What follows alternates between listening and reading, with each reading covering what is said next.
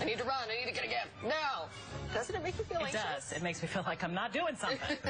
Like I'm not reading this right now. Are you decking the halls for the holidays already? Do you need help? The perfect tree? Well, good thing you're watching Good Day, D.C. Yeah, Holly Morris has the story from Bell Nursery in Burtonsville. Hello, Holly. Hello. Okay, do you guys do live trees or artificial trees? Live trees. Live trees. I go with artificial.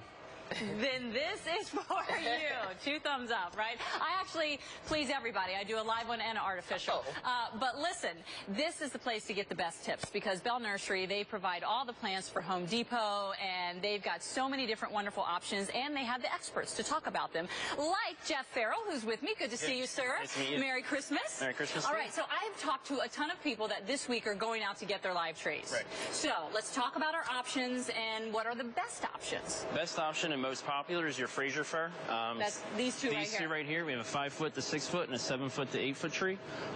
Definitely a bunch of different varieties. Fraser fir is your most popular, has the most strong limbs, best needle retention, and then you move on for smell. You can always go to your balsam fir, Douglas fir. That's your sweetest, most fruity smell. Okay, so this is the Douglas fir. This one smells the best. If you really want to make your house smell, this is what you need to get. Real quickly with the Fraser fir, I just want to make sure everybody ingests it. If you have a lot of ornaments, heavy ornaments, this is the one you need. Definitely the best one to go with. Okay, and so then why would you move on to the balsam, which I actually like the look of the balsam? It's a lot more full. Gives you pretty much the same kind of needle. Different color. It's more of a green color than the other. It's a more of a bluish green and a silverish tint. Now, if you get these now, obviously they've been cut a little bit ago. They're going to last through? Yes. The sooner the better. What happens is you should always have about 6 to 12 inches of trunk for your tree stand. And then when you do your cut, you want to do 1 inch to 1.5 inches. That gives it a fresh cut, and that's what will help absorb all the water in the base. And then this is the kind of base that's most popular for live trees? Most popular, smaller at the top, bigger at the bottom, gives you the most floor area coverage. And then if you do a tall tree, you can always do a 2x2 piece of wood underneath, screw it down, and that gives you a lot of rigidity and stardiness so that it doesn't tip over. Options are available at all the Home Depots. All of them? In our area. Yes, correct. All right, very good. All right, so these are wonderful. And I can attest to the fact that the Douglas fir just smells like Christmas. But the truth of the matter is, these are real fire hazards. This is no joke, and it's just something you need to be careful with, which is why we brought in these other experts. Dun, da, da, da. Chief Charles Bailey with Montgomery County Fire. Thank you so much. Good morning. And so while I'm so happy that you brought this lovely piece of equipment this morning, we really don't want this to be having to show up at our house because of a Christmas tree fire. How much of a fire hazard are live trees really? They can be a pretty big fire hazard. The good news is that if you take care of the tree and you keep the tree watered, you keep the tree away from combustibles, make sure that the cords that are running the lights and those sorts of things aren't frayed, probably won't have a problem.